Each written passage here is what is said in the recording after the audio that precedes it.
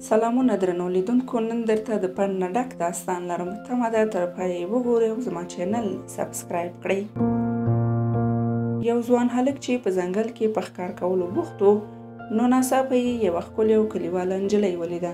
په یو نظر سره ورباندې مین شو. ځوان هلک چې ډېرې پیسې او هستي یې درلوده، ځوانه ښکلې او غریبه نجلۍ د سرو او سپینو زرو په بدل کې ځان ته په نکاح کړه.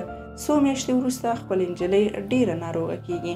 هلک د دې نړۍ ټول طبیبان د خپلې نجلۍ درملنې ته راولي او ورته وایي هر چا چې زما د مینې او زما د میرمنې درملنه وکړه او هغه یې روغه جوړه کړه، نو زه به یې په سرو او سپینو کې ډوب کړم.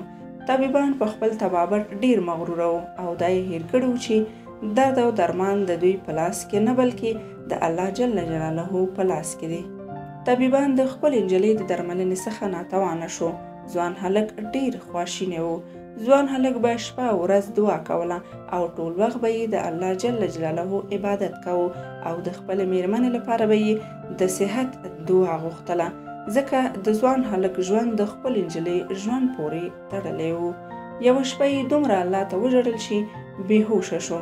د شپې خوب کې ګوري چې خپلې نجلۍ ته یوه بوډۍ ښځه درمل ورکوي او روغېږي. سهار وخته ځوان هلک ته یوه ښځه راځي او ورته وایي ستا د میرمنې درملنه زه د الله جل جلاله په مرسته کولی شم.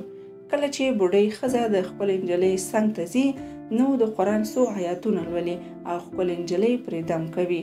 څو شپې وروسته خپلې نجلۍ روغه جوړه کیږي. ځوان هلک هم بوډۍ ته ډېر سره او سپین زر ورکوي، خو بوډۍ یې د اخیستلو څخه انکار کوي او هلک ته وایي دا د ښار او کلو په بېوزلو وویشه، تر څو الله جل جلاله در باندې نور هم ورحمیږي. نو درنو لیدونکو، د هر مرض دوا، د هر درد درمل او د هر ډول ستونزو حل یوازې او یوازې د الله جل جلاله سره دی.